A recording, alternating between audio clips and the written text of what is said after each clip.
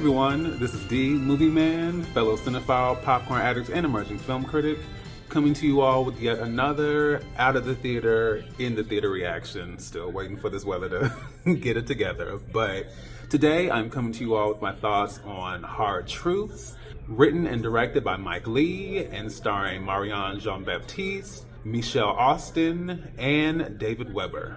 Story-wise, this film is centered around the character of Pansy, a depressed, angry, and intensely embittered woman who attempts to make sense of her life, even as it brings her into conflict with her husband, son, and relatives.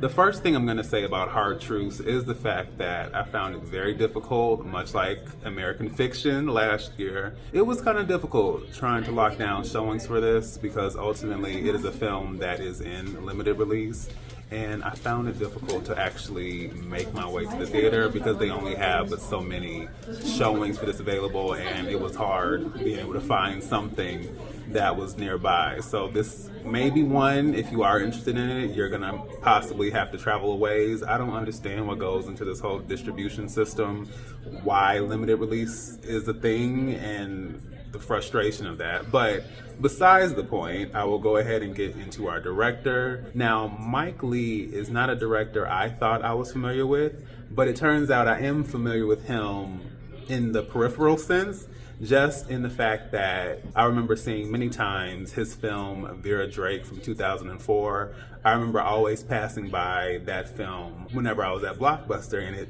always looked interesting, and I always would recall seeing it, but I never, of course, I was too young for that to be a film I would have checked out personally.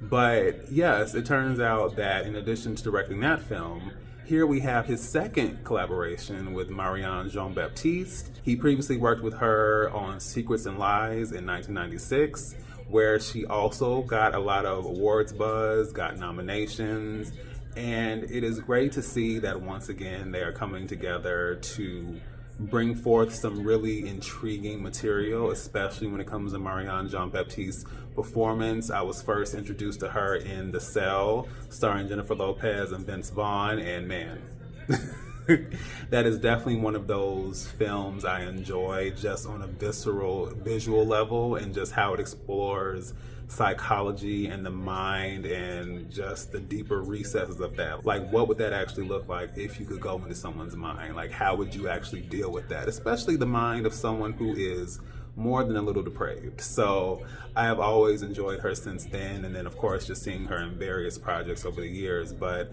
I definitely have to say she brings it in this role. And when you think about battle axes, when you think about curmudgeons, when you just think about just that old, angry, bitter, older person, she is portraying that as Pansy. But along with the anger, you also get layers to that. You get some emotional depth as well. I recall in the series Feud that Ryan Murphy did, Olivia de Havilland, as played by Catherine Zeta-Jones, says that feuds aren't really about hate or even anger, they're about pain. And I feel like this film is a great example of that. A lot of times the way people express anger and rage externally is reflective of a deeper pain internally. And I can definitely relate to that. I even find that looking back at my life, it's very difficult sometimes for me to not feel angry or to not feel robbed, because it's just like, wait a minute, I've had to deal with grief, I've had to deal with loss and trauma and all these things, and it's not fair. I had so many great experiences growing up, and then it's just like, wait a minute, life and reality suddenly hit hard. And so sometimes it's difficult for me to not feel robbed and to not feel that I don't have to carry it around. It's a difficult thing. Like, I don't really express myself externally in a lot of ways. I hold a lot of things in, or I used to, I should say. I still don't express a lot externally, but I've learned how to process things with the help of God, my family, and therapy. Amen. So I'm grateful for that. But this film was another example of what happens when rage, trauma, disappointment, loss, grief, when those things aren't processed, and what that does to a person. Like, how that really just erodes a person's spirit, their demeanor, their personality, and everything. And again, it makes me all the more grateful that, I've continued to work on myself and will continue to do so, because just to get at a point in your life where you just don't see the beauty in anything, you don't see the hope in anything, the joy, like nothing, everything about life is a misery, is something to express hatred and rage, and that's not healthy. And you just see the effects of that throughout this story, just how that can really erode a family as well. So I think her performance was great because you got all the shades of gray. You got the anger, but then you got the emotional void, you got the sadness, the longing, the grief, the despair, the frustration, the unfairness, like all of it. And I think Marianne Jean Baptiste deserves all of the awards, the nominations, all of that she's getting for this role, because she really brought it. And man, it was tough to watch.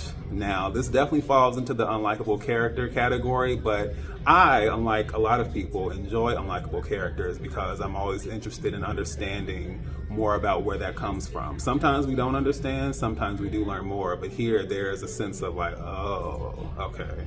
And it's why I also try to be mindful and kind of check myself when it comes to how I navigate the world and I interact with other people. Because some things just are not about me. And even if people express certain things to me, it's not really about me. So ultimately, this film to me was a character study and just a study in how unprocessed emotions and so many unprocessed things can have greater consequences, especially much later in your life. Outside of that, I have to say that Michele Austin and David Weber and just the general cast, the ensemble cast, I talk about how much I love ensemble cast, but they all did an excellent job. There were just so many interesting moments, quirky moments. So much that you get here, and everybody was so focused and so dialed in as far as their performances. You have Michele Austin as Pansy's sister, and she's the one who is the complete opposite. She is joyful, she is happy, she has a solid family unit, and she's single and she's happy and she's everything that her sister is not. And then we see what that dynamic is like when they're together. We also see Pansy's husband, as played by David Weber, and how much internalized pain he has, and how so much of David Weber's performance as Pansy's husband, you just see so much through his eyes, and it's not even verbalized most of the time. And it's such a, I got chills sometimes just looking at how he would look at Pansy in certain moments, and it's just like, what is life? You know what I'm saying? And I have to say also the screenplay, it's hilarious, it's uncomfortable, it's sad, it's tragic, but it also is, it's like balancing the tragedy and the comedy. So there are so many moments where it's honestly hilarious. Hilarious probably for the wrong reasons, unfortunately, but it is a lot to take on. It's very much uncut gems, in that you're getting a lot of like constant screams, yells, noise, a lot going on.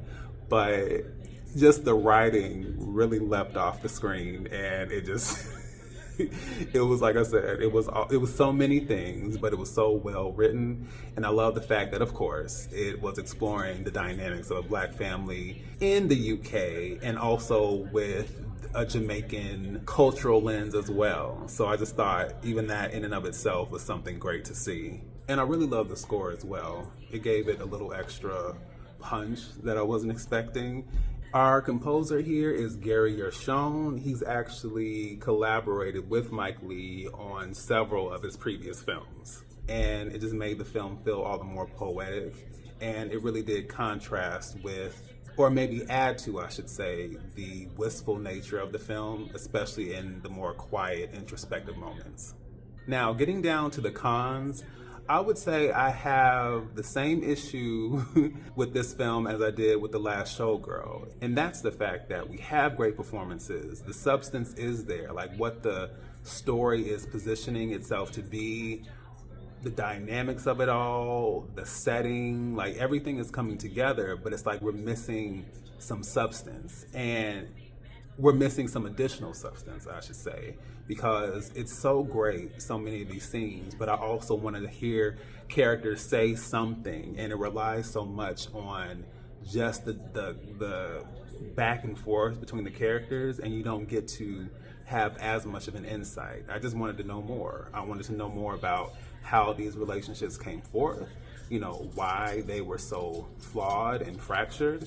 And I don't think I got all of that. And I also think because of that, once we get to the end, it's just like, okay, you know, it just kind of ends very similar to The Last Showgirl. And I still am grateful for what I experienced here, but it's like more. This, again, is a 97-minute film.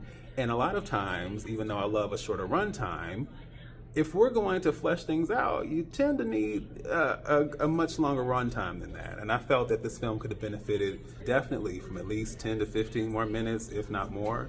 And given how well everything works, when it does work, not having that greater sense of resolution, or even with an open-ended situation, it doesn't feel as resolved, or you don't feel like you get that, oh, wow. You know, you don't quite get that punch, you don't get that full sense of satisfaction, and that was something that ultimately did let me down, and I just felt like, you're almost there, but not quite.